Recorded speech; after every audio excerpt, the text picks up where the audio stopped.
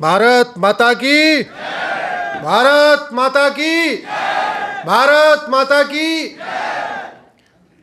मंच पर उपस्थित आदरणीय कुलपति मैडम, मंच पर उपस्थित गुरुजन, सामने बैठे गुरुजन, सबको मैं प्रणाम करता हूं और बड़ी संख्या में आए छात्रों को मैं अपना आशीर्वाद देता हूं, आपको अपना स्नेह भेंट करता हूं।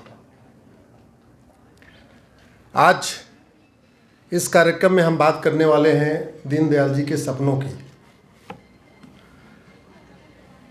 मेरा आप सबसे आग्रह है, शायद हमारी आपकी ये पहली और आखिरी मुलाकात होगी, बाद में दोबारा हो जाए तो अच्छी बात है, अदरवाइज शायद पहली आखिरी मान के चलते हैं। तो अगले कुछ समय के लिए मोबाइल को थोड़ा साइलेंट मोड पे डाल दें।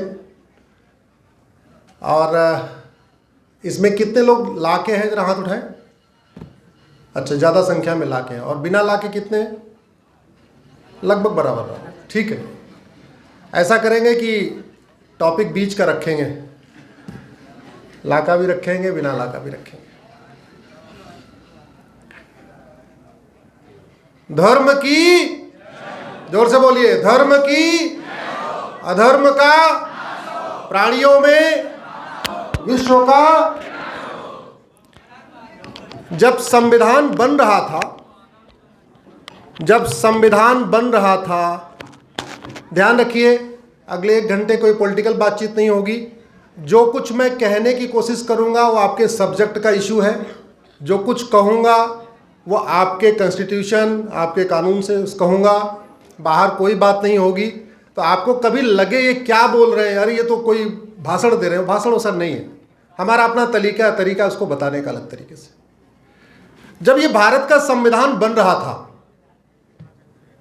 तो संविधान सभा में यह चर्चा हो रही थी कि इस संविधान का लक्ष्य क्या है, हम संविधान क्यों बनाना चाहते हैं। जो लोग विदेशों में पढ़े हुए थे, नेहरू जी, डॉक्टर अंबेडकर, उन्होंने कहा कि हम एक इक्वल सोसाइटी बनाना चाहते हैं, हम एक समता समरसता मूलक समाज बनाना चाहते हैं। लेकिन जो लोग भारत में ही पढ़े हुए थे, उन्होंने कहा हम इस संविधान के माध्यम से भारत में राम राज्य की स्थापना करना चाहते हैं। तो अगर आप प्रियम्बल में जाके देखो, प्रियम्बल में आपको 5 वर्ड मिलेंगे: social justice, social equality, political equality, political justice, economic equality, economic justice, liberty, fraternity, unity, national integration. यही तो है ना। तो जो लोग बाहर पढ़े थे उन्होंने बोला हम तो ये चाहते हैं, equality, justice, liberty, fraternity, unity. आप लोग क्या चाहते हैं? जो राम राज्य की बात करते हैं, राम राज्य का मतलब क्या हुआ? तो उन्होंने कहा राम राज्य का मतलब है धर्म की, जोर से बोलिए, अधर्म का, प्राणियों में, विश्व का। उन्होंने कहा हम चाहते हैं सरकारें ऐसा काम करें, ऐसी नीतियां बनाएं, ऐसे कार्यक्रम बनाएं जिससे धर्म की, सरकारें ऐसे नियम कानून बनाएं, ऐसी व्यवस्था बनाएं जिससे अधर्म का, सरकारें ऐसी शिक्षा व्यवस्था लागू करें जिससे प्राणियों में, और सरकारें ऐसी नीतियां बनाएं, इस तरीके की इकोनॉमिक सिस्टम लागू करें जिससे भारत का ही नहीं बल्कि विश्व का। तो दोनों एक ही बात है, एक ही बात हो गई कि नहीं? जो कह रहे थे हम राम राज्य की स्थापना करना चाहते हैं, वो भी यही कह रहे। जो कह रहे थे नहीं हम तो इक्वालिटी, जस्टिस, लिबर्टी, फ्रेटर्निटी चाहते हैं, वो भी यही बात कह रहे। दोनों एक ही हो गई कि नहीं? दीनदयाल जी एक भारत श्रेष्ठ भारत चाहते थे। कैसा भारत? देखिए, अगले 1 घंटे तक केवल सुनना नहीं है, लगातार संवाद करना है, डायलॉग करना है। जब भी मैं कुछ पूछूं जोर से बोलिए, इतना जोर से बोलिए कि आपकी आवाज यहां तक आ जाए। दीनदयाल जी चाहते थे एक भारत। अब एक भारत और श्रेष्ठ भारत बनेगा कैसे? एक भारत बनाने के लिए जो भी नियम कानून हो वो सबके लिए एक हो,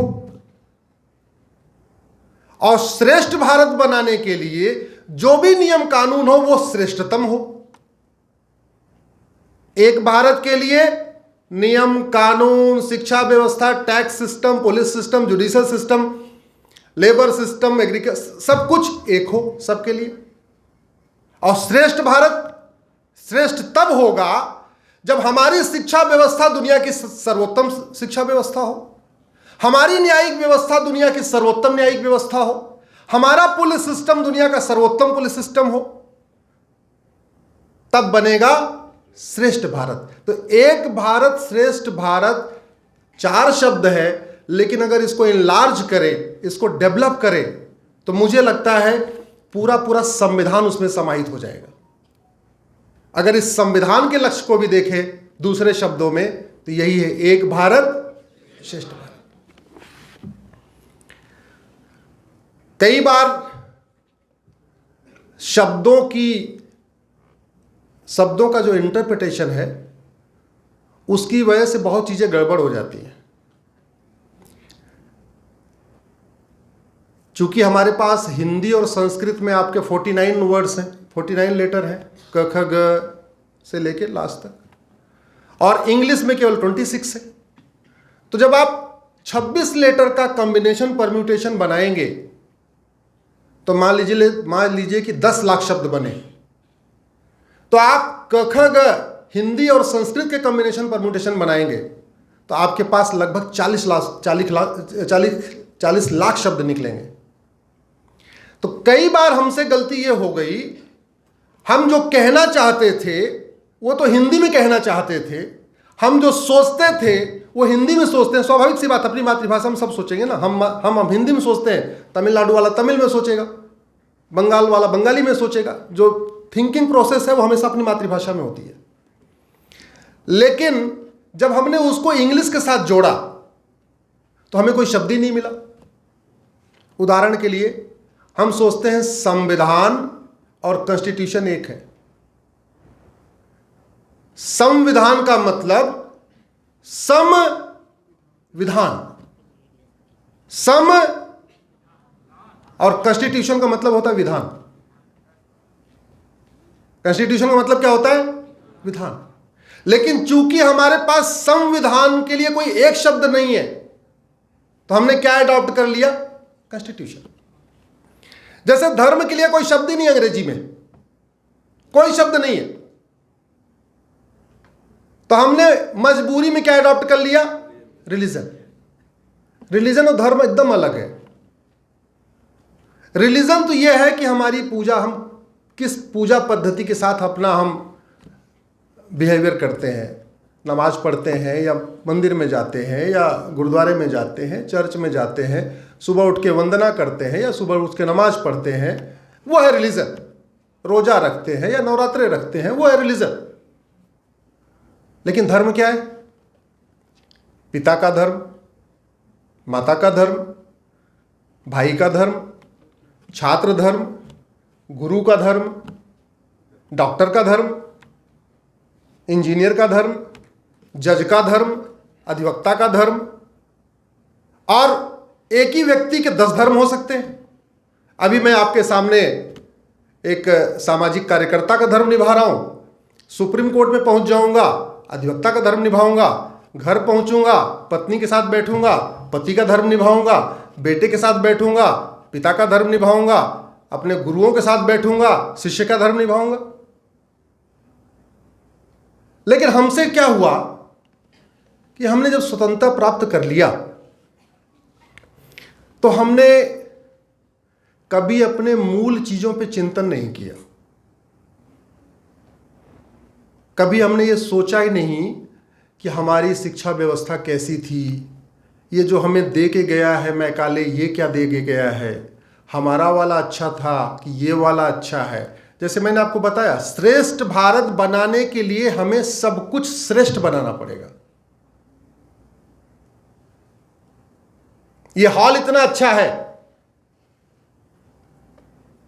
आपको क्या लगता है इसका आर्किटेक्ट अच्छा रहा होगा? बोले जरा जोर से। और क्या अच्छा रहा होगा? मिस्त्री बहुत अच्छा रहा होगा। और क्या अच्छा रहा होगा? जो इसको देख रहा था, कंस्ट्रक्शन सुपरविजन कर रहा था, वो भी बहुत अच्छा रहा होगा। और क्या, सीमेंट भी अच्छा रहा होगा, बालू भी अच्छा रहा होगा। इनमें से अगर कुछ भी गड़बड़ हो तो यह हाल अच्छा बन सकता था क्या? अब एक चीज बताइए, मिस्त्री बहुत अच्छा हो लेकिन बिल्डिंग मटेरियल खराब हो तो अच्छा हाल बन सकता था क्या? जोर से बोलिए जरा। मिस्त्री बहुत अच्छा हो, उसकी कन्नी वसूली खराब हो, अच्छा हाल बन सकता है क्या? नहीं बन सकता। तो यानी अच्छे हाल के लिए जितना जरूरी है अच्छा मिस्त्री, उतना ही जरूरी है बिल्डिंग मटेरियल, उतना ही ज्यादा जरूरी उसकी कन्नी वसूली, उतना ही जरूरी ज्यादा अच्छा जरूरी है अच्छा नक्शा। दूसरा, ड्राइवर बहुत अच्छा हो लेकिन गाड़ी खराब हो, यात्रा अच्छी हो सकती है क्या? पीछे से आवाज नहीं आ रही है। और गाड़ी पेट्रोल से चलती हो और गाड़ी भी अच्छी हो लेकिन पेट्रोल नकली हो, जोर से बोलिए जरा, यात्रा अच्छी हो सकती है क्या? तो जैसे ड्राइवर अच्छा हो, गाड़ी भी अच्छी हो, पेट्रोल भी अच्छी हो, तब यात्रा सुरक्षित होगी। डॉक्टर भी अच्छा हो, ऑपरेशन थिएटर भी अच्छा हो और दवा भी अच्छी हो, तब शरीर स्वस्थ होगा, तब बीमारी खत्म होगी। मिस्त्री भी अच्छा हो, नक्शा भी अच्छा हो, बिल्डिंग मटेरियल भी अच्छा हो, तब सुरक्षित घर बनेगा। वैसे ही शासक भी अच्छा हो, नियम कानून भी अच्छा हो और शिक्षा व्यवस्था अच्छी हो, तब जाके श्रेष्ठ भारत बनेगा।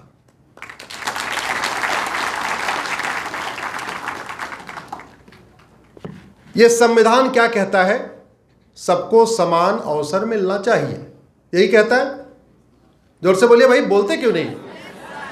अरे बच्चे लोग एकदम जोर से बोलो। समान अवसर मिलना चाहिए।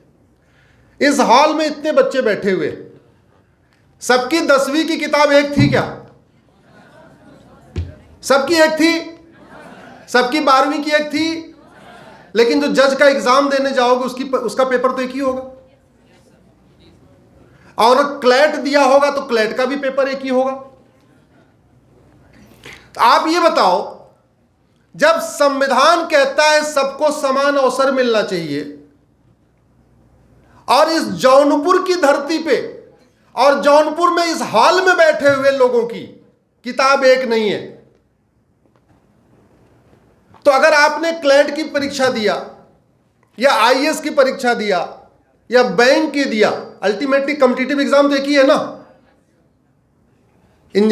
आप जो भी एग्जाम देने जाओगे, क्या उसके पेपर आपके लिए अलग अलग होगा क्या? क्या उसका पेपर सीबीएसई के लिए अलग होगा, आईसीएसई के लिए अलग होगा, यूपी बोर्ड के लिए अलग होगा? नहीं। और संविधान क्या कहता है? सबको समान।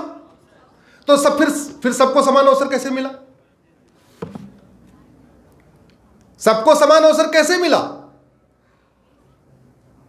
सबको समान अवसर तब मिलेगा जब इस देश में one nation one education system होगा, जब इस देश में कॉमन एजुकेशन सिस्टम होगा, जब इस देश में मंत्री और संतरी के बच्चे की एक किताब होगी, जब इस देश में हिंदू और मुसलमान के बच्चे की एक किताब होगी, जब इस देश में यूपी बिहार से लेकर तमिलनाडु बंगाल तक सबकी एक किताब होगी। हां, तमिल वाला अपने तमिल में पढ़े, बंगाल वाला बंगाली में पढ़े, गुजरात वाला गुजराती में पढ़े, महाराष्ट्र वाला मराठी में पढ़े, सब अपनी अपनी मातृभाषा में पढ़े, लेकिन सिलेबस तो एक होना चाहिए। मैथ का सिलेबस पूरे देश का एक हो सकता है कि नहीं? जरा जोर से बोलिए।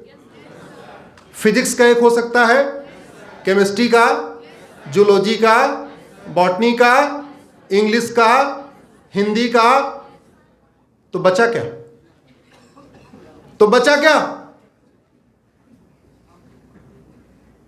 हां, मैं मानता हूं कि स्टेट लेवल की हिस्ट्री थोड़ी अलग होती है। तो ठीक है भाई, एक हिस्ट्री किताब स्टेट लेवल को दे दीजिए, स्टेट वाला अपनी हिस्ट्री पढ़ा ले। ज्योग्राफी थोड़ी स्टेट वाइज अलग अलग होती है, तो एक आप किताब स्टेट को दे दीजिए, भाई अपनी ज्योग्राफी पढ़ा ले। एक आपको इन्वायरमेंट स्टेट का अलग होता है, इधर थोड़ा ज़्यादा कम गर्मी होती है, उधर ज़्यादा गर्मी होती है, तो ठीक है थोड़ा वो भी कर दीजिए। लेकिन 10 किताबों में से 7 किताब तो कॉमन हो सकती है कि नहीं? हो सकती है कि नहीं? नवोदय स्कूल का पूरे देश का सिलेबस एक है कि नहीं? केंद्रीय विद्यालय के पूरे देश का सिलेबस एक है कि नहीं? तो जब 40 तरीके के टैक्स को मिला के वन नेशन वन टैक्स हो सकता है, तो 32 तरीके के सिलेबस मिला के वन नेशन वन सिलेबस क्यों नहीं हो सकता? हो सकता कि नहीं? वास्तव में दीनदयाल जी कहते थे, कभी उनकी पॉलिटिकल डायरी पढ़िए। दीनदयाल जी चूंकि पत्रकार भी थे, मिश्रा जी पत्रकारिता डिपार्टमेंट के हेड हैं, तो दीनदयाल जी जब अपने लेख लिखते थे 5 जन्म में, उन सारे लेख को कलेक्ट करके एक पॉलिटिकल डायरी बनी है। वो कहते थे एक भारत बनाने के लिए जो सबसे पहली रिक्वायरमेंट है वो है एक शिक्षा। और लोहिया जी उनके बड़े अच्छे मित्र थे, तो कई बार दोनों महान पुरुष घंटे घंटे इस पे लंबी चर्चा भी करते थे। तो लोहिया जी और दीनदयाल जी का जब आपस में मिलना होता था तो चर्चा होती थी, कैसे आगे होगा, क्या करना है, क्या नहीं करना है। तो दोनों इस बात पे बात पे सहमत थे, लोहिया जी और दीनदयाल जी, दोनों महान विभूतियां, कि इस देश में समान शिक्षा होनी चाहिए, एक देश एक शिक्षा बोर्ड होना चाहिए, एक देश एक सिलेबस होना चाहिए, पढ़ने पढ़ाने का माध्यम भले अलग अलग हो, लेकिन गरीब और अमीर की किताब एक होनी चाहिए। आज की डेट में 200 रुपये फीस जो देता है उसकी किताब अलग है, 2000 रुपये जो फीस देता है उसकी किताब अलग है, 5000 रुपये जो फीस देता है उसकी किताब अलग है। कोई ऐसा भी स्कूल होगा जौनपुर में जिसकी 8-10 हज़ार रुपये फीस भी लगती होगी, मुझे नहीं पता कौन सा स्कूल है, लेकिन दिल्ली में तो 20-20 हज़ार रुपये महीने फीस वाले भी स्कूल हैं, तो उनकी किताब अलग है। जब इतना ज़्यादा कॉन्फ्लिक्ट है तो वो आपस में भाईचारा कैसे आएगा? जब तक मेरे बेटे की किताब, मेरे ड्राइवर के बेटे की किताब और मेरे घर में काम करने वाले की बेटे की किताब एक नहीं होगी, तब तक वो तीनों एक तरीके से कैसे सोचेंगे? तब तक उन तीनों में आपस में मिलना जुलना कैसे होगा? तब तक तो उन तीनों को ये कॉन्फ्लिक्ट रहेगा कि ये तो 2000, वो तो फला वाले स्कूल से पढ़ा है, तो फला वाले से पढ़ाओ, तो फला वाले से पढ़ा। इंफ्रास्ट्रक्चर भले अलग हो, किसी स्कूल में पंखा हो, किसी स्कूल में एसी हो, किसी स्कूल में प्लास्टिक वाली चेयर हो, किसी स्कूल में सोफा हो, ये सब तो अलग होना चाहिए, लेकिन किताब एक होनी चाहिए। और अब हम जब आज़ादी की 75वीं वर्षगांठ मना रहे हैं, हम अमृत काल मना रहे हैं, तो मुझे लगता है कि जितने जल्दी इस देश में एक वन नेशन वन सिलेबस हो जाए, वन नेशन वन करिकुलम हो जाए, एक देश एक शिक्षा हो जाए, उतना ही ज़्यादा अच्छा है। और इसके लिए हम सबको कुछ न कुछ कर सकते हैं। बच्चे सोचते होंगे हम क्या कर सकते हैं? भाई देखो, सब कुछ न कुछ कर सकते हैं। मैं एडवोकेट हूं, तो मैंने यूनिफॉर्म एजुकेशन के लिए PIL फाइल किया, कोर्ट ने एडमिट कर लिया, सरकार को नोटिस भी जारी कर दिया। अभी जवाब आएगा, NCERT का आने वाला है, CBSE ICSE सबका जवाब आएगा। लेकिन आप लोग भी बहुत कुछ कर सकते हो। क्या कर सकते हो? कितने लोग सोशल मीडिया यूज करते हो? जरा हाथ उठाओ। सब करते हैं, लगभग सब करते हैं। कोई फेसबुक करता होगा, कोई ट्विटर करता होगा, नहीं तो आजकल इंस्टा खूब चला हुआ है, इंस्टा सब लोग कर ही रहे। देखिए, सोशल मीडिया का प्रयोग बर्थडे फोटो शेयर करने के लिए करिए, घूमने के लिए करिए, जिस काम के लिए करते उस काम के लिए करिए, लेकिन सोशल मीडिया का उपयोग राष्ट्रहित में भी करिए, राष्ट्र निर्माण में भी करिए, समस्याओं के समाधान में भी करिए, अच्छा भारत कैसे बने उसमें भी करिए, एक भारत श्रेष्ठ भारत के लिए भी करिए। और जो मैं यूनिफॉर्म एजुकेशन की बात कह रहा हूं, जो दीनदयाल जी कहते थे, लोहिया जी कहते थे, वो भी कोई नई बात नहीं कहते थे। भगवान राम और निषाद राज एक साथ पढ़े थे कि नहीं? बच्चों को शायद नहीं पता होगा इसलिए बोल नहीं रहे। एक साथ पढ़े थे। राजा दशरथ और सुमंत दोनों अलग अलग वर्ण के थे, एक ही गुरुकुल में एक साथ पढ़े थे। समान शिक्षा तो इनफैक्ट राजा हरिश्चंद्र ने लागू किया था। उन्होंने थोड़ा कम लागू किया, लेकिन दशरथ जी ने उसको और आगे बढ़ाया। दशरथ जी ने भी काफी उसको आगे बढ़ा दिया था, लेकिन भगवान राम ने तो बाकायदा पॉलिसी बना के उसको कर दिया। मानव इतिहास में पूरी दुनिया में सबसे पहले यूनिफॉर्म एजुकेशन, समान शिक्षा, वन नेशन वन एजुकेशन लागू करने वाले भगवान राम हैं। इसीलिए पूरी दुनिया में जो गवर्नेंस के एक मॉडल की बात होती है, ऑक्सफोर्ड में, कैम्ब्रिज में, पूरी दुनिया में जो गुड गवर्नेंस पे स्टडी होती है, वो एक ही मॉडल है, उसको कहते हैं राम राज्य। क्योंकि सबसे पहले, उस समय तो जातियां थी नहीं, कोई रिलीजन था नहीं, 4 वर्ण हुआ करते थे, लेकिन सबके लिए कॉमन एजुकेशन सिस्टम लागू करने वाले भगवान राम है। कभी हम लोगों ने सोचा ही नहीं कि संविधान कहता है कि सबको समान अधिकार मिलना चाहिए। समान अधिकार कैसे मिलेगा? 23 नवंबर 1948 को इस संविधान के आर्टिकल 44 पे डिस्कशन चल रहा था। 23 नवंबर 1948। तब जो आज की डेट में आर्टिकल 44 है, यह आर्टिकल 35 था, बाद में रीनंबर करके आर्टिकल 44 हो गया। तो जब चर्चा हो रही थी कि क्या करना है, कैसे करना है, भारत को कैसे आगे बढ़ाना है, कैसे आगे ले जाना है, तो यह तय हुआ कि इस देश में सबको समान अधिकार हो, इस देश में समता मूलक समाज की स्थापना हो। उसके लिए जरूरी है महिला और पुरुष को समान अधिकार मिले। क्या मिले? महिला और पुरुष को समान अधिकार। तो यह तय हुआ कि ठीक है, इस देश में कॉमन सिविल कोड लागू करेंगे। क्या लागू करेंगे? Common civil code. इस देश में एक इंडियन पिनल कोड चल रहा है कि नहीं? अब इंडियन पिनल कोड चल रहा है, मैकाले ने बनाया, 1860 में लागू किया, वो चल रहा है। लेकिन 23 नवंबर को एक मत से, एक राय से संविधान निर्माताओं ने हमारे कहा कि इस देश में एक इंडियन सिविल कोड होगा। आप उसको इंडियन सिविल कोड कहिए, यूनिफॉर्म सिविल कोड कहिए, कॉमन सिविल कोड कहिए, शब्दों का अंतर है, मतलब वही है।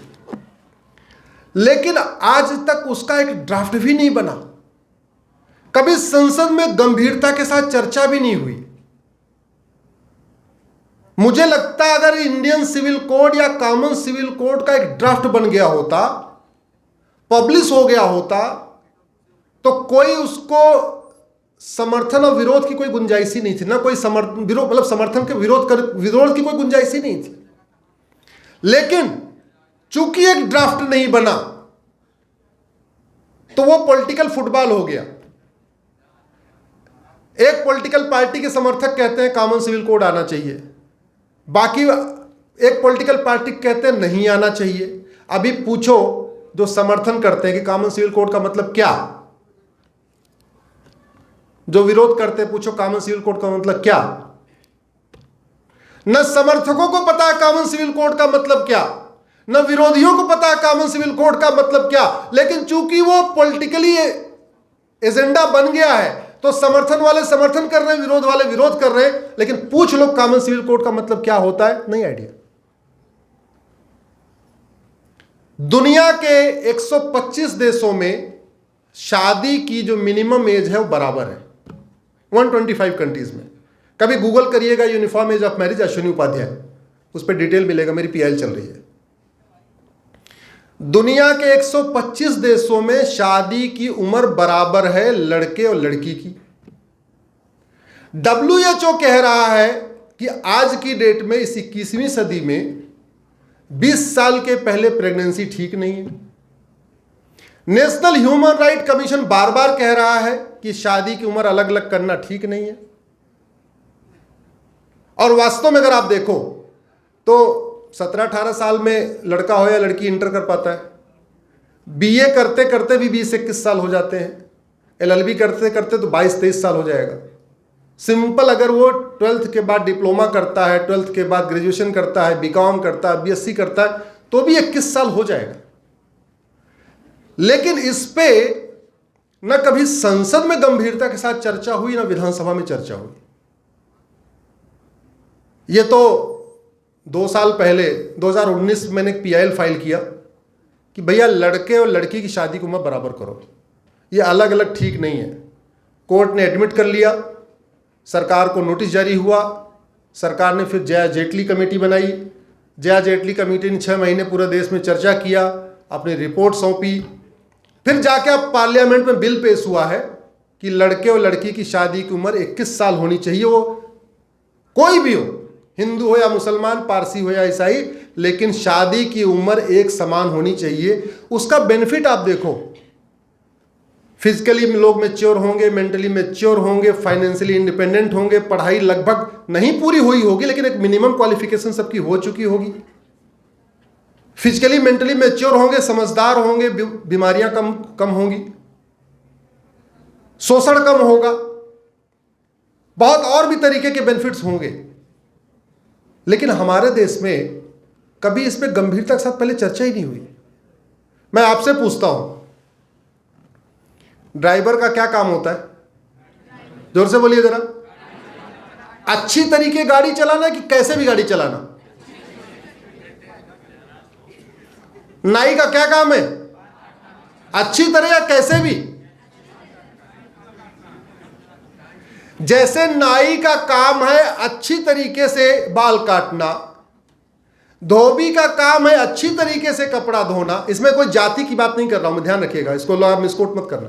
जो भी काम धोने वाला करे वो धोबी है। वकील का काम है अच्छी तरीके बहस करना, जज का काम है अच्छी तरीके से न्याय देना, ड्राइवर का काम है अच्छी तरीके से गाड़ी चलाना, डॉक्टर का काम है अच्छी तरीके से दवा देना। वैसे सांसद विधायक का क्या काम है? अरे संविधान में सांसद को लॉ मेकर कहते हैं। क्या कहते हैं? तो जैसे फिल्म मेकर का काम है अच्छी फिल्म बनाना, वैसे लॉ मेकर का क्या काम है? अच्छे अच्छे नियम कानून बनाना। लेकिन हुआ क्या? अपना घर बनाना होगा। देखो मैं सारे सांसद विधायकों को नहीं दोष दे रहा हूं,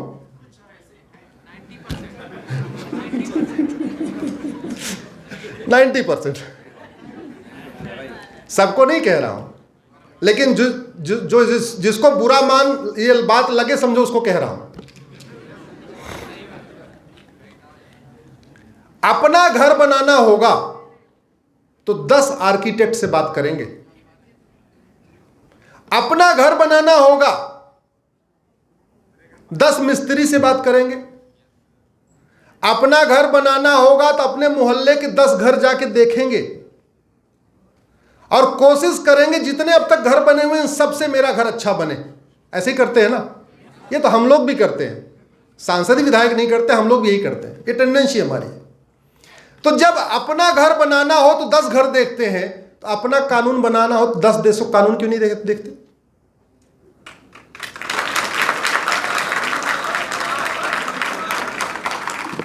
यह संविधान बनाने के पहले हमारे संविधान निर्माताओं ने 20 देशों का संविधान पढ़ा था। कितने देशों का? और 10 देशों के संविधान की कॉपी भी किया। आयरलैंड की कॉपी किया, ऑस्ट्रेलिया की कॉपी किया, साउथ अफ्रीका की कॉपी किया, कुछ पार्ट रसिया से लिया, कुछ पार्ट अमेरिका से लिया। तो जब हमारे संविधान निर्माताओं ने अपना संविधान बनाते समय उनका इंटेंशन था, उनका मोटिव था, हमारा संविधान दुनिया का सबसे कॉम्प्रिहेंसिव, सबसे इंटीग्रेटेड, सबसे अच्छा संविधान होना चाहिए। तो ऐसे हम कानून बनाते समय क्यों नहीं देखते कि जो कानून हम बनाने जा रहे हैं, जो समस्या हमारी है, इसके लिए बाहर क्या कानून है। अगर बीमारी ठीक नहीं हो रही है तो उसका 3 कारण होता है। या तो बीमारी लाइलाज है, या तो डॉक्टर अच्छा नहीं है, या तो दवा अच्छी नहीं है। और कोई कारण होता है क्या? या तो डॉक्टर अच्छा नहीं है, या तो दवा अच्छी नहीं है, या तो बीमारी ठीक नहीं है, बीमारी लाइलाज है। अब अगर कोई समस्या भारत में है लेकिन सिंगापुर में नहीं है, अमेरिका में नहीं है, या दुबई में नहीं है, या फ्रांस में नहीं है, तो इसका मतलब वो समस्या लाइलाज तो नहीं है। अब केवल 2 ऑप्शन बचे, या तो डॉक्टर अच्छा नहीं, या तो मैं आपको एक एग्जांपल देता हूं। 1985 से अब तक भारत में 17 बार मुख्यमंत्री पद की शपथ हो चुकी है। 1985 से अब तक कितनी बार? 4 बार राष्ट्रपति शासन लागू हो चुका है। लेकिन आपके जौनपुर जिले में चकबंदी अधिकारी के यहां एक मुकदमा 1985 में आया था वसीयत का, और उसमें केवल यह तय करना था कि वसीयत करने वाला 31 मार्च को मरा कि 2 अप्रैल को मरा। केवल इतना तय करना था कि वसीयत करने वाला 31 मार्च को मरा कि, क्योंकि 2 लोगों ने उसकी वसीयत करा रखी थी। एक आदमी ने 31 मार्च को वसीयत कराई, दूसरे आदमी ने 2 अप्रैल को कराई, और वास्तविकता यह है कि 1 अप्रैल को खत्म हो गए। 37 साल हो गए, 37 साल हो गए, आज तक यह नहीं तय हुआ कि वो वसीयत करने वाला 31 मार्च को मरा कि 2 अप्रैल को मरा। आज अगर 2023 में वो तय भी हो जाए तो जो लोग लॉ के स्टूडेंट हैं, सीओ के बाद एसओसी के यहां मामला जाता है, एसओसी के बाद डीडीसी के यहां जाता है, डीडीसी के बाद हाई कोर्ट जाता है, हाई कोर्ट में सिंगल बेंच को जाता है, उसके बाद डिवीजन में भी आप वहां पे अपील कर सकते हैं, उसको रिवीजन कहते हैं। वहां से भी हो जाए तो सुप्रीम कोर्ट जा सकता है। यानी 37 साल में चकबंदी अधिकारी के यहां है, अगर इसी स्पीड से चला तो लगभग 47 साल और चलेगा। अब आप सोचो, बहुत ध्यान से समझिए, जिस व्यक्ति ने वास्तव में वसीयत कराई थी, अगर उसको 47 साल के बाद वो जमीन मिल भी गई तो उसको मिला क्या? अरे वो तो उसी की जमीन थी, ये तो उसी की थी। लेकिन जिसने इतने दिन कब्जा करके रखा हुआ है, उसने जोत रहा है, बो रहा है, किराए पर उठा रहा है, उसी में वकील को पैसा दे रहा है, मुकदमा लड़ रहा है। हमारे आपके जीवन में जो अशांति है ना, ध्यान से कभी आप सोचना, उस अशांति के रूट काज पे जाइए आप, तो उस रूट काज का मूल कारण है घटिया नियम कानून। इस देश में 30,000 लोग साल में मर्डर से मरते हैं। बेटा जरा पीछे सुन लो, 30,000 लोग पर ईयर भारत में मर्डर से होते हैं, मतलब जहां आपस में दुश्मनी हुई मर्डर हो गया, और 1.5 लाख लोग रोड एक्सीडेंट से मरते हैं। यानी जितने लोग आपस में दुश्मनी से मरते हैं उसके 5 गुना लोग रोड एक्सीडेंट से मरते हैं। और जो रोड एक्सीडेंट से मरते हैं 1.5 लाख, उसमें से 1 लाख लोग सड़क के गड्ढों से मरते हैं। तो जो सड़क का गड्ढा हुआ वो क्यों हुआ? भ्रष्टाचार। और भ्रष्टाचार का मूल कारण घटिया कानून, घटिया कानून। हमारे यहां भ्रष्टाचार और अपराध के खिलाफ कानून बनाते समय हम कभी देखते नहीं कि बाहर चल क्या रहा है। मेरे हाथ में ये अमेरिका की फेडरल पिनल कोड है। जैसे इंडिया में इंडियन पिनल कोड चलता है, ऐसे अमेरिका में फेडरल पिनल कोड चलता है। भारत में किडनैपिंग की जो सजा है वो 3 से 7 साल की है, अमेरिका में 50 से 100 साल की है।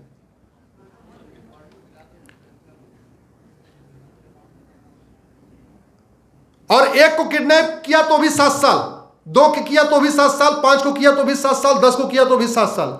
अमेरिका में एक को किडनैप किया तो 50, 2 को किया 100, 3 को किया 150, 4 को किया 200, 5 को 250।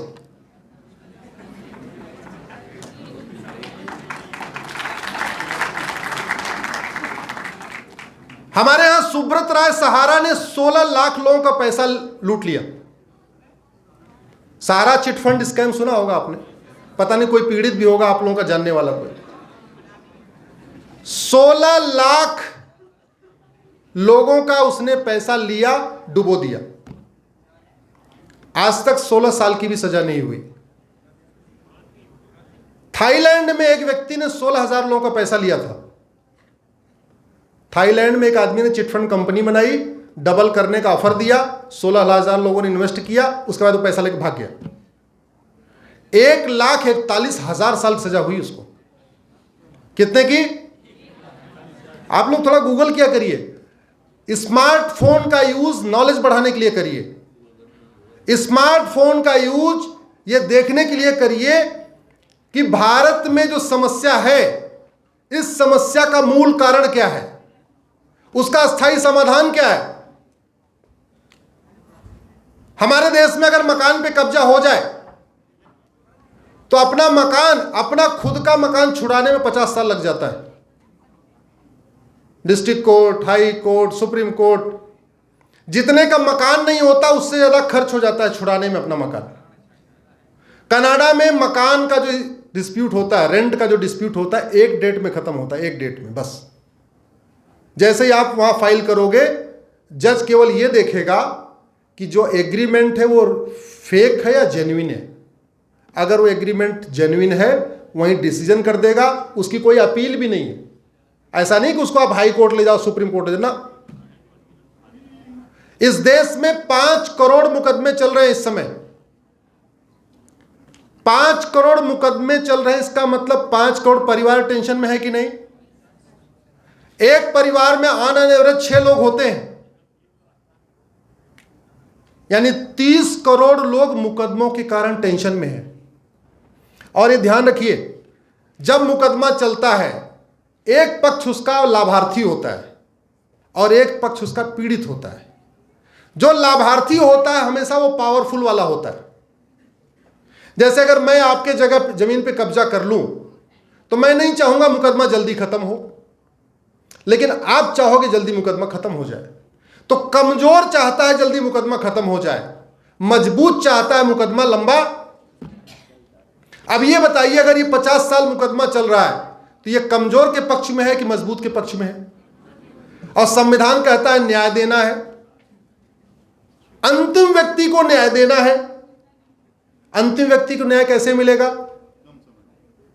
जुडिशियल रिफॉर्म करना पड़ेगा, कानून बनाना पड़ेगा। तो जब समान अधिकार की बात हो रही थी, तो जब एक इंडियन पिनल कोड हो सकता है तो एक इंडियन सिविल कोड भी हो सकता है। लेकिन जो एक इंडियन पिनल कोड है वो एक तो है, एक भारत श्रेष्ठ भारत के लिए एक कानून के साथ दूसरी टर्म्स क्या है? श्रेष्ठ। तो हमारा Indian penal code federal penal code की तुलना में श्रेष्ठ नहीं है। इसलिए जो समस्या भारत में है वो अमेरिका में। आप लोग गूगल करिएगा, कुछ दिन पहले एक आदमी ने शर्ट दूसरी बार चुराया था, उसको 25 साल सजा हुई अमेरिका में। गूगल करना, स्मार्टफोन को यूज करिए। और मैं बार बार क्यों कह रहा हूं, हाईवे बनाने की लागत होती है। आप सारे युवा हो, आप भविष्य हो, आप भारत के फ्यूचर हो, आप इसको समझिए। हाईवे बनाने में करोड़ों खर्च होता है, एयरपोर्ट बनाने में करोड़ों खर्च होता है, एक्सप्रेसवे बनाने में करोड़ों खर्च होता है, पुल बनाने में। ऐसी कोई योजना बताइए जिसमें पैसा खर्च नहीं होता है कोई? एक चीज ऐसा है, कानून। कानून बनाने की कोई लागत नहीं और लाभ पूरे देश को, लाभ पूरे इस देश में। अगर मैं पहले इंजीनियर था, मैं मारुति में था।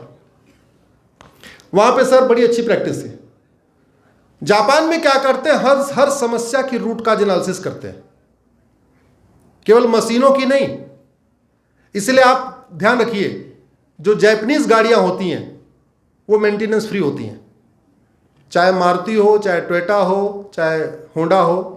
जितनी आपको जापानीज गाड़ी मिलेगी ऑटोमोबाइल में वो मेंटेनेंस फ्री होगी। उसका कारण यह है, एक बार जो प्रॉब्लम आई सबको बुला लेंगे, बैठ जाइए, नट फेल हुआ, हाँ क्यों हुआ?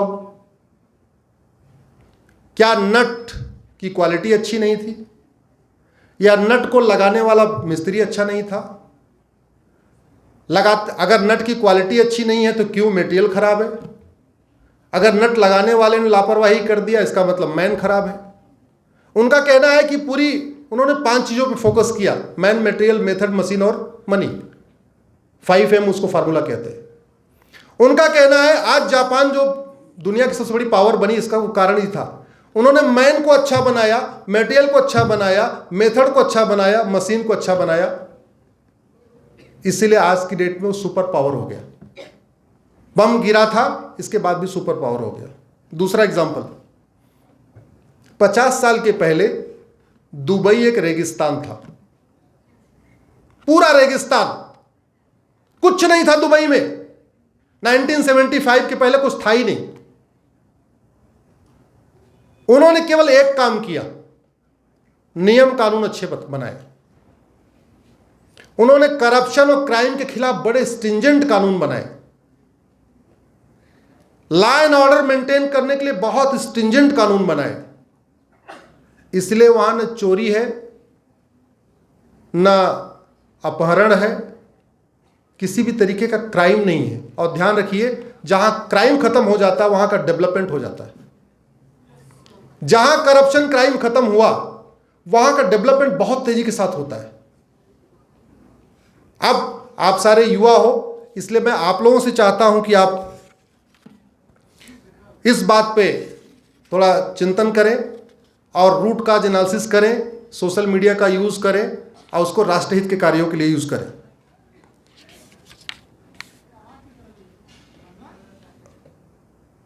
आज हमारे देश में अगर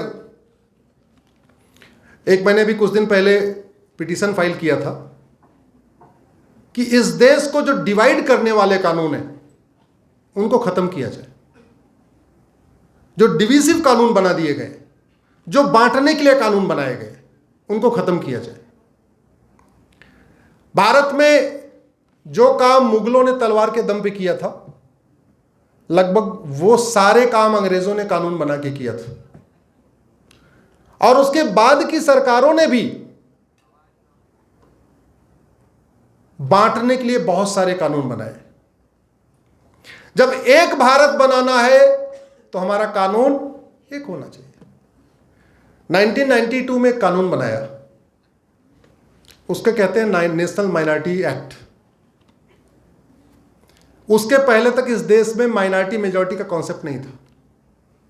सब भारतीय थे, सब बराबर थे, सब आराम से रह रहे थे। लेकिन वो भूत चढ़ा बांटने वाला। बांटना कैसे बांटे? कानून बना दिया national minority commission act. Minority कौन है ये संविधान में कहीं नहीं लिखा। माइनॉरिटी कौन है ये किसी कानून में नहीं लिखा। माइनॉरिटी डिफाइन कैसे करेंगे कहीं कुछ नहीं लिखा। माइनॉरिटी को आइडेंटिफाई करने की कोई गाइडलाइन नहीं बनाया, लेकिन माइनॉरिटी कमीशन बना दिया। उससे भी पेट नहीं भरा। 2004 में माइनॉरिटी एजुकेशन इंस्टीट्यूशन बना दिया। पहले एजुकेशन जो था वो सबके एक साथ में था, उससे भी नहीं पेट भरा। 2006 में माइनॉरिटी फिर मिनिस्ट्री एक बना दिया। पहले एक मिनिस्ट्री थी social justice ministry. Social justice ministry सारे गरीबों के लिए योजनाएं बनाती थी, वो हिंदू हो या मुसलमान, पारसी हो या ईसाई। लेकिन 1992 में एक बाकायदा कानून बना के डिवाइड कर दिया, भाई ठीक है तुम माइनॉरिटी तुम मेजॉरिटी। और उस कानून में जरा देखिए, डिफाइन नहीं किया हो तो अलग किया। हिंदू मैरिज एक्ट सब पे लागू होता है, जैन पे भी लागू होता है, बौद्ध पे भी लागू होता है, सिख पे भी लागू होता है। लेकिन 1992 के कानून के हिसाब से जैन, बौद्ध, सिख माइनॉरिटी हो गए। तो 1955 के कानून के हिसाब से जैन, बौद्ध और सिख हिंदू हैं, और उस 1992 वाले कानून के हिसाब से जैन, बौद्ध, सिख माइनॉरिटी है, हिंदू मेजॉरिटी है। कैसे कैसे तमाशे किए गए इस देश के साथ।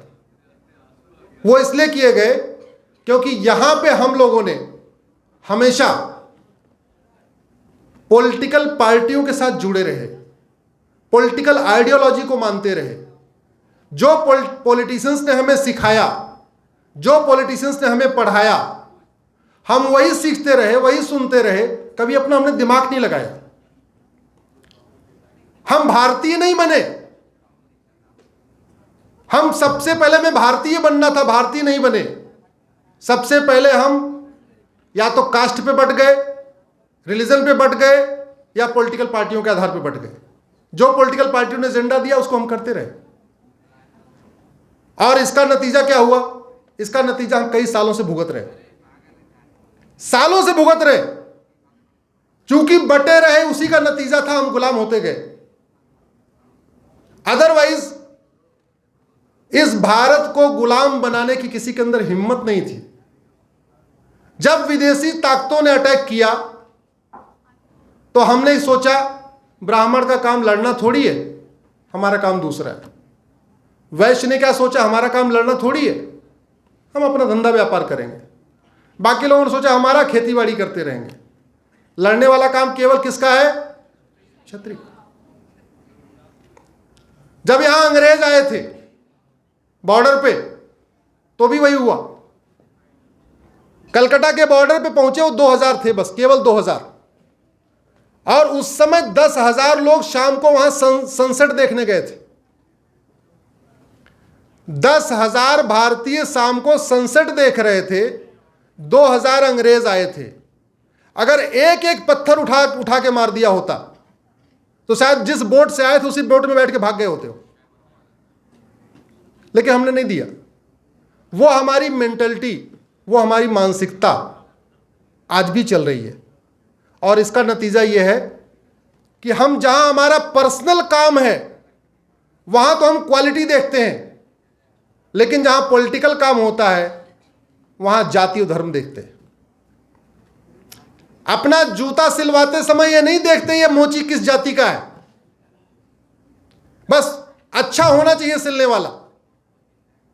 बाल कटवाते समय ये नहीं देखते ये जो नाई किस जाति का है, अच्छा होना चाहिए बाल काटने वाला। डॉक्टर के पास जाते समय ये नहीं देखते डॉक्टर किस जाति का है, अच्छा इलाज करने वाला चाहिए।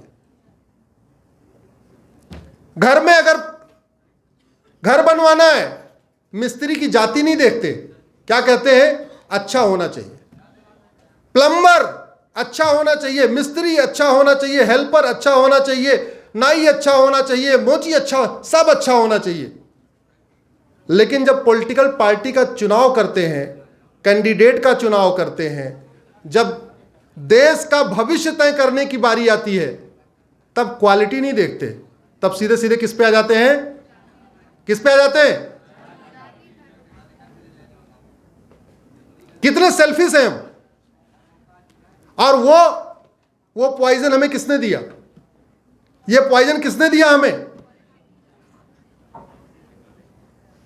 आप लोग युवा हो, अगर आप लोग इन चीजों को नहीं समझोगे, अल्टीमेटली जो प्रॉब्लम हमने फेस किया, जो प्रॉब्लम हमारे पिताजी ने फेस किया, जो समस्याएं पहले थी वही समस्या आज भी रहेगी, वही समस्या कल भी रहेगी, वो कुछ खत्म नहीं होगी। सब लोगों को मिलकर आवाज उठानी चाहिए कि अगर इस देश में एक इंडियन पिनल कोड है, संविधान सभा में चर्चा हो चुकी है, संविधान निर्माताओं ने कह दिया है कि एक इंडियन सिविल कोड होना चाहिए, कॉमन सिविल कोड होना चाहिए, तो इतना देरी क्यों हो रही भाई? लड़के लड़की की शादी की उम्र अलग अलग होनी चाहिए क्या? जोर से बोलिए जरा।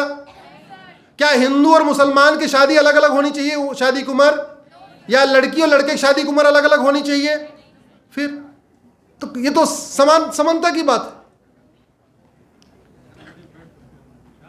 प्रोसीजर ऑफ डिवोर्स अलग अलग क्यों होना चाहिए? ग्राउंड्स ऑफ डिवोर्स अलग अलग क्यों होना चाहिए? विरासत का अधिकार अलग अलग क्यों होना चाहिए? वसीयत का अधिकार अलग अलग क्यों होना चाहिए? प्रॉपर्टी का राइट अलग अलग क्यों होना चाहिए? अगर हम इस देश में वास्तव में कहते हैं हम सब समान हैं, तो समान शब्दों से नहीं आएगा, कानून भी समान बनाना पड़ेगा, तब जाके इस देश में वास्तव में समता समानता आएगी। और एक बात याद रखिए, अगर हम अपनी समस्याओं को ध्यान से देखें तो 50% समस्याओं का रूट काज है करप्शन।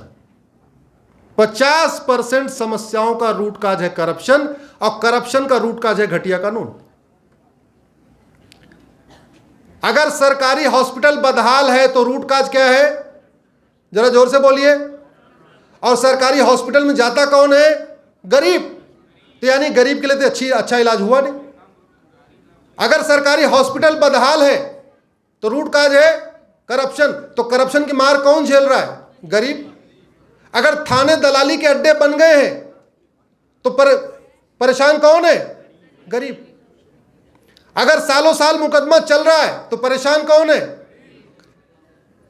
तो वास्तव में अगर हम इस देश में एक समतामूलक समाज की स्थापना करना है, गरीबों का विकास करना है, तो सबसे पहले तो हम सब लोग हमारी सोच एक हो। हमारी सोच तब एक होगी जब हमारी शिक्षा एक होगी। हमें अष्टांग योग के बारे में पता ही नहीं है। A for apple, B for ball, C for cat पता है, लेकिन अष्टांग योग क्या होता है पता ही नहीं है। भारत में प्लेवे चल रहा है, अमेरिका में क्लेवे चल रहा है। भारत में प्लेवे चल रहा है और अमेरिका में क्लेवे। क्ले मतलब मिट्टी। आज की डेट में अमेरिका के कॉन्वेंट स्कूलों में अखाड़ा बना दिया जाता है, वहां मिट्टी डाल दिया जाता है। जैसे हम लोग पहले यहां मिट्टी में खेलते थे, वो सिस्टम अमेरिका में शुरू होगा। उसका नाम ही रखा क्लेवे, कि बच्चा आएगा वो 1 साल तक केवल क्लेवे करेगा, मिट्टी में खेलेगा। हमारे यहां क्लेवे बंद हो गया, हमारे यहां प्लेवे आ गया, वहां क्लेवे पहुंच गया।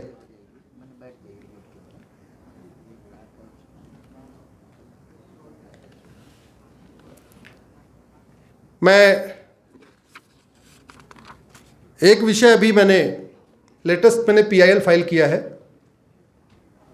Renaming commission. आप लोग गूगल करिएगा, एक नई मैंने PIL फाइल किया, रीनेमिंग कमीशन। पानी देकर आप जरा सोचिए कि भारत में चल क्या रहा है।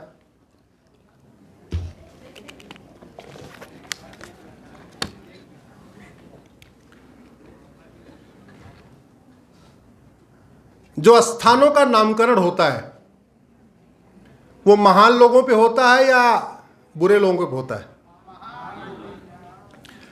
अगर आपके घर पे कोई एक व्यक्ति कब्जा कर ले अवैध रूप से, बेटा ध्यान से सुनो, अगर आपके घर पे एक व्यक्ति कब्जा कर ले, आपकी तिजोरी तोड़े, आपका घर तोड़े, आपका घर लूटे और अपनी नेम प्लेट लगा दे, जब तक वो वहां पे मजबूत है, जब तक वो उसके पास ताकत है, आप मजबूर हो, आप उसकी नेम प्लेट नहीं हटा सकते हो। लेकिन जिस दिन आप इतने मजबूत हो गए कि आपने उसको भगा दिया, तो आप उसकी नेम प्लेट कंटिन्यू करोगे या हटाओगे? आप जोर से बोलिए जरा, इधर से आवाज नहीं आ रही। हम 1947 में आजाद हुए, चाइना हमसे 2 साल के बाद, चाइना का बहुत बड़ा हिस्सा जापान के अंडर में था। हम 47 में आजाद हुए, चाइना 1949 में, हमसे 2 साल के बाद। 1950 में चाइना ने जापानियों का नामो निशान मिटा दिया। न किसी जापानी के नाम पे कोई सड़क, न किसी जापानी के नाम पे कोई मोहल्ला, न किसी जापानी के नाम पे गली। सब फिर से उसको पुनः बहाल कर दिया जो उसका ओरिजिनल नाम था। और हम आजादी के 75 साल के बाद भी आज भी उन गुलामों को ढो रहे, उन आक्रांताओं को लेकर चल रहे हैं जिन्होंने भारत को लूटा, भारत में आग लगाई, भारत के ऐतिहासिक स्थलों को तोड़ा, भारत के धार्मिक स्थलों को तोड़ा, भारत को जलाया और बाद में यहां से चले गए। आप जहां बैठे हुए हैं, यहां से थोड़ी दूर माता रेणुका का जन्म स्थान है। आप जहां बैठे हुए हैं, यह ऋषि जमदग्नि का आश्रम था। इस स्थान का नाम था जमदग्निपुरम। जौना खां आया, जौना खां ने इस स्थान को लूटा, आश्रम को तोड़ा, अपने नाम पर इसने स्थान को रख दिया जौनपुर। 75 साल हो गए हमारी आजादी के, लेकिन कभी हमने सोचा ही नहीं कि जौना खां से अरे आया, तोड़ा, लूटा, चला गया, उसका नेम प्लेट हमने क्यों कंटिन्यू किया हुआ है। अगर आपने महाभारत देखा होगा तो भगवान कृष्ण ने 5 गांव मांगे थे, याद है आपको?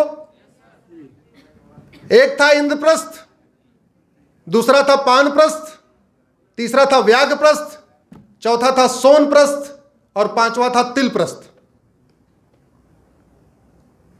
इंद्रप्रस्थ को दिल्ली कहते हैं, पानप्रस्थ को पानीपत कहते हैं, सोनप्रस्थ को सोनीपत कहते हैं, व्याघ्रप्रस्थ को बागपत कहते हैं और तिलप्रस्थ को फरीदाबाद कहते हैं।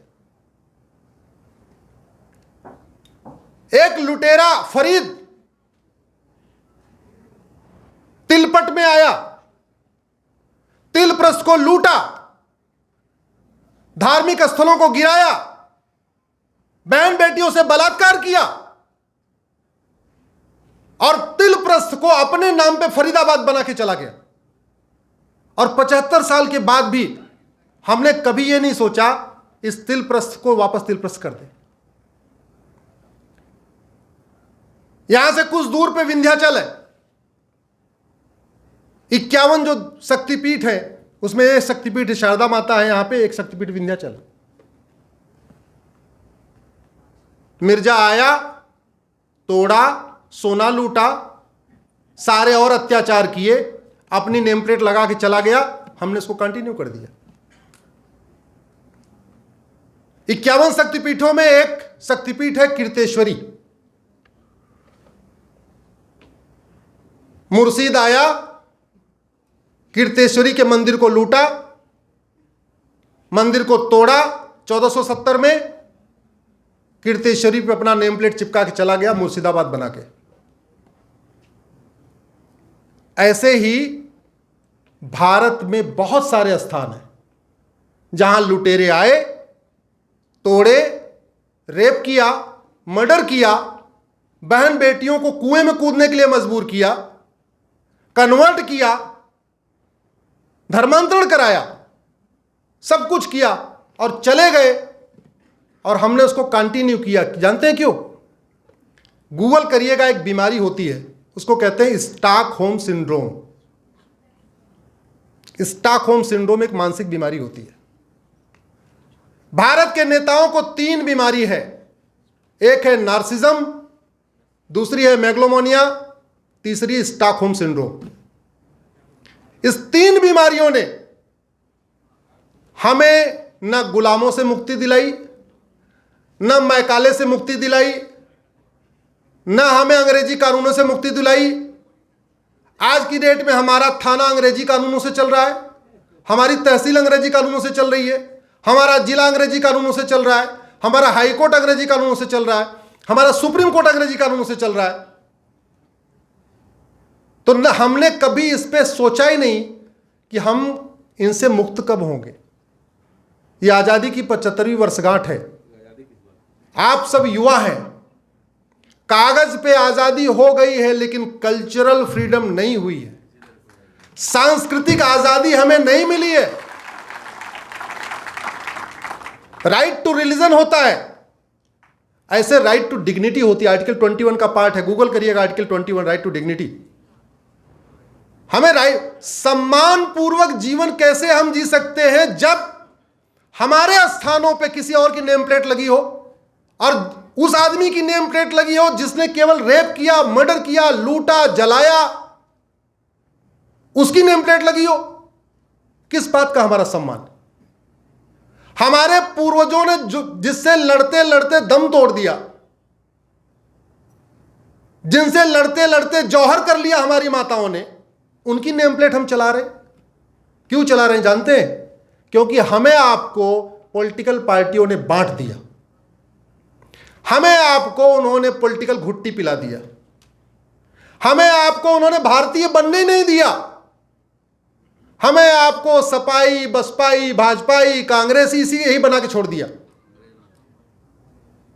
हमारा आत्मसम्मान ना आए, हमें अपना स्वाभिमान ना आए, हमें अपने भारतीयता पे गौरव ना हो, इसलिए हमें पॉलिटिकल पार्टियों ने सपाई, बसपाई, भाजपाई, कांग्रेसी बना दिया। हमें वास्तव में चिंतन करने नहीं दिया कि जो आज है वो ठीक है कि गलत है।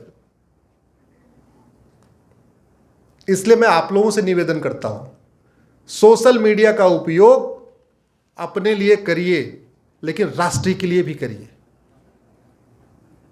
याद रखिए, गुलामी की मानसिकता जब तक खत्म नहीं होगी तब तक यह देश उत्थान नहीं कर सकता, और जब तक यहां गुलामी की निशानी है तब तक हमारी गुलामी की मानसिकता खत्म नहीं हो सकती।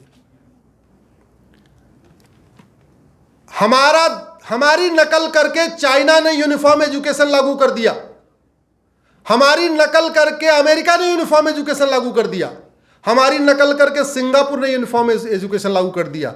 जिन राष्ट्रों ने यूनिफॉर्म एजुकेशन लागू कर दिया वो समृद्ध, जापान ने कर दिया, उनका जरा क्या देखिए। और हम आज भी, बिहार वाला अलग किताब पढ़ रहा है, यूपी वाला अलग किताब पढ़ रहा है, सीबीएसई वाला अलग पढ़ रहा है, आईसीएसई वाला अलग पढ़ रहा है, गरीब अलग पढ़ रहा है, अमीर अलग पढ़ रहा है, बंगाल वाला अलग पढ़ रहा है, अलग अलग चल रहा है। सठे साठ्यम समाचरित, यह सिद्धांत कहां का है? भारत का। विदुर जी ने बोला था, विदुर के बाद चाणक्य ने बोला। सठे साठ्यम समाचरित सिद्धांत भारत का दिया हुआ, लेकिन भारत में हमने उसको अपनाया नहीं। जिन राष्ट्रों ने सठे साठ्यम समाचरित सिद्धांत को अपना के नियम कानून बनाया भ्रष्टाचार अपराध के खिलाफ, न वहां घूसखोरी है, न जमाखोरी है, न मिलावटखोरी है, न कालाबाजारी है, न नशा तस्करी है, न मानव तस्करी है, न रेप है, न मर्डर है, न किडनैपिंग है, न फिरौती है, कुछ नहीं है। जिन राष्ट्रों ने सठे साठ्यम समाचरित सिद्धांत को अपना के कानून बनाया, न वहां कट्टरवाद है, न मजहबी उन्माद है, न जिहाद है, न नक्सलवाद है, न माओवाद है, न अलगाववाद है, कुछ नहीं है। लेकिन हमने नहीं किया। हमारा दिया हुआ सिद्धांत, विदुर का सिद्धांत, चाणक्य का सिद्धांत हमने नहीं अपनाया। हमने समस्याओं की रूट काज एनालिसिस किया ही नहीं। और इसलिए नहीं किया क्योंकि हमारे लोगों को भाषण पसंद है।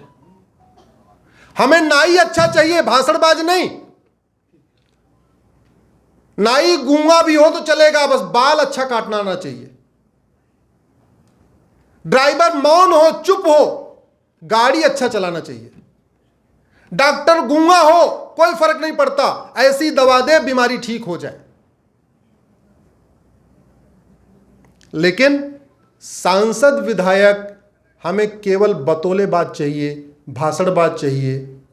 और हमने कभी सोचा ही नहीं कि जिस काम के लिए इनको वेतन भत्ता, गाड़ी, बंगला मिलता है, ये अपना काम कर रहे हैं कि नहीं। घर में 2-2.5 हजार रुपए काम वाली को देते हैं, जिसके घर में काम वाली आती होगी झाड़ू पोछा करने, इससे ज्यादा नहीं देते होंगे, 2.5 हजार देते होंगे, 3 हजार देते होंगे। 2-2.5 हजार रुपए देते हैं। हम चाहते हैं ऐसी घर की सफाई करें कि एकदम पूरी, एक धूल नहीं होना चाहिए। अगर 10 हजार रुपए ड्राइवर को देते हैं तो हम चाहते हैं ऐसी गाड़ी चलाए, यात्रा सुरक्षित हो और गाड़ी में डेंट भी ना आए। 50 रुपए बाल काटने वाले को देते हैं, चाहते हैं ऐसा बाल काट दे कि जहां जाऊं लोग वाह वाह कहें, क्या बात है, कहां बाल कटवाया। 500 रुपए डॉक्टर को देते हैं, चाहते हैं एक ही बार में ऐसी दवा दे दे बीमारी परमानेंट ठीक हो जाए। 2000 रुपए ट्यूशन पढ़ाने वाले शिक्षक को देते हैं, चाहते हैं ऐसा ट्यूशन पढ़ा दे, ऐसा पढ़ा दे हमारा बच्चा टॉप कर जाए। लेकिन जिनको आप ही लोग वेतन देते हो, भत्ता देते हो, गाड़ी देते हो, बंगला देते हो, सिक्योरिटी गार्ड देते हो, आजीवन पेंशन देते हो, अम्बेसडर कार देते हो, कार में डीजल भी भरवाते हो, बाद में फ्री एयर टिकट देते हो, फ्री रेल टिकट देते हो, चार्टर्ड प्लेन भी देते हो। कभी उनसे पूछते भी नहीं है कि साहब ये बताओ ये प्रॉब्लम कम क्यों नहीं हो रही है, किडनैपिंग कम क्यों नहीं हो रही है, मुकदमा जल्दी खत्म क्यों नहीं हो रहा है, रेप कम क्यों नहीं हो रहा है, मर्डर कम क्यों नहीं हो रहा है। अरे अगर बीमारी ठीक नहीं हो रही तो दो ही तो कारण है, या तो डॉक्टर खराब है या तो दवा खराब। और एक बात याद रखना, बहुत ध्यान से सुनना, बीमारी ठीक करने के लिए डॉक्टर ज्यादा अच्छा होना चाहिए या दवा?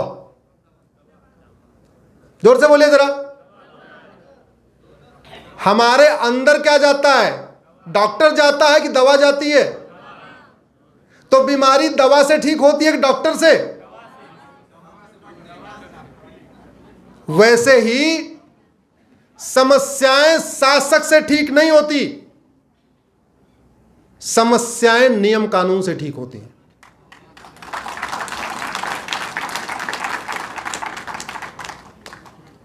अभी पिछले हफ्ते गूगल करना आप, ब्रिटेन के प्रधानमंत्री ने सीट बेल्ट खोला और पुलिस ने आके चालान काट दिया।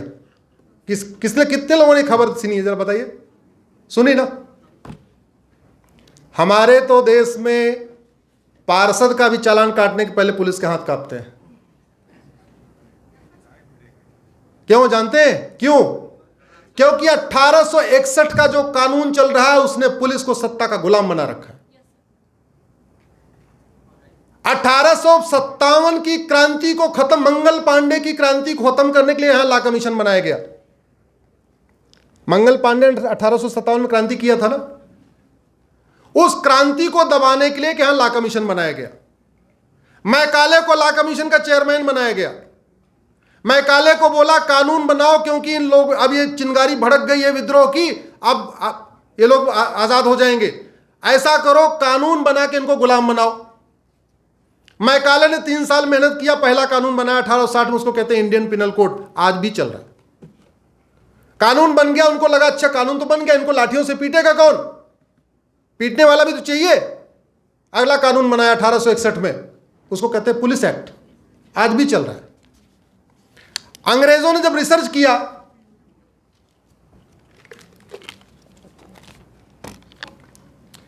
भाई आप लोग बोर हो गए तो मैं खत्म करता हूं,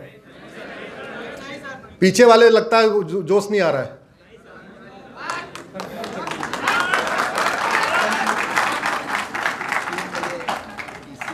हाँ खत्म। अंग्रेजों ने पता किया कि भाई ये 1857 की मंगल पांडे की क्रांति मेरठ से शुरू होके 15 दिन के अंदर कन्याकुमारी, ढाका, लाहौर, वो तो अखंड भारत था ना उस समय, ये पूरा पहुंची कैसे? क्योंकि उस जमाने में सोशल मीडिया था नहीं, व्हाट्सएप, ट्विटर, फेसबुक तो था नहीं कि मेरठ की बात, मेरठ में एक सैनिक ने विद्रोह किया है, ये बात 15 दिन के अंदर लाहौर भी पहुंच गई, ढाका भी पहुंच गई, कन्याकुमारी भी पहुंच गई, कश्मीर भी पहुंच गई। फिर उन्होंने ध्यान दिया कि यह हुआ है मठ मंदिरों के कारण। पहले हमारे देश में एक सिस्टम था, प्रत्येक सप्ताह सामूहिक रूप से लोग मठ मंदिरों पर इकट्ठा होते थे, वहां पे नीतियां तय होती थी, पूरा जो फ्रीडम का प्लानिंग हो रही थी मठ मंदिरों से हो रही थी। तो मठ मंदिरों के माध्यम से एक मंदिर ने क्रांति की बात 5 किलोमीटर पहुंचाया, दूसरे ने 5 किलोमीटर पहुंचाया, तीसरे ने 5 किलोमीटर पहुंचाया, तो किसी को लंबी यात्रा भी नहीं करनी पड़ी और पूरी बात पहुंच गई, लाहौर भी पहुंच गई, ढाका भी पहुंच गई, कन्याकुमारी पहुंच गई। अंग्रेजों ने फिर तीसरा कानून बनाया 1863 में, उसको कहते हैं रिलीजियस एंडाउमेंट एक्ट, और वो कानून बना के उसने भारत के मठ मंदिरों को कंट्रोल कर लिया, और वो कानून आज भी चल रहा है। मैंने उसको सुप्रीम कोर्ट में चैलेंज किया हुआ है, उस कानून को। मैंने 1860 के आईपीसी को भी चैलेंज किया, 1861 के पुलिस एक्ट को भी किया हुआ है, और 1863 के एंडाउमेंट एक्ट को भी किया है। आज की डेट में 4 लाख मठ मंदिर सरकार के कंट्रोल में है, और हमारे वाले अंग्रेज तो और महान निकले, वो वाले अंग्रेज तो मठ मंदिरों को कंट्रोल करने के लिए एक कानून बना के गए थे, हमारे वालों ने 34 और बना दिया, टोटल 35 कानून हो गया। ऐसे एक के बाद एक उनको जमीन कब्जा करनी थी भारत में उनको जमीन कब्जा करनी थी। फिर उन्होंने कानून बनाया 1894 में, उसका नाम है लैंड एक्विजिशन एक्ट। और क्या किया, जहां 5 एकड़ जमीन चाहिए थी कलेक्टर का घर बनाने के लिए, कप्तान घर बनाने के लिए, 50 एकड़ ले लिया।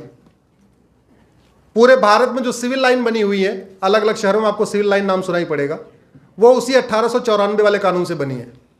तो उन्होंने एक के बाद दो लगातार कानून बना के भारत को पे पूरी तरीके से कंट्रोल कर लिया, हाईजैक कर लिया। दुर्भाग्यवश उन कानूनों पे कभी सामूहिक रूप से चर्चा नहीं हुई। वर्तमान प्रधानमंत्री जी को मैं धन्यवाद देता हूं, आभार व्यक्त करता हूं कि उन्होंने लगभग 1500 कानून खत्म कर दिए हैं, लेकिन अभी 500 कानून और बाकी है। एक भारत श्रेष्ठ भारत बनाने के लिए मैं फिर से वही कहता हूं, हर कानून सबके लिए हो और हर कानून दुनिया का सर्वोत्तम कानून हो। इसी के बाद आप लोग इतनी देर से ध्यान से सुने, मैं आप सबको धन्यवाद देता हूं, आप सबको अपना स्नेह भेंट करता हूं। हमें बुलाने के लिए हमारे मित्र और पत्रकारिता विभाग के अध्यक्ष मिश्रा जी को विशेष रूप से अपना स्नेह भेंट करता हूं। साथ में आप सब लोग यहाँ बड़े गुरुजन आए हैं, सबको मैं प्रणाम करता हूं, अपनी बात खत्म करता हूं। वंदे मातरम, भारत माता की जय।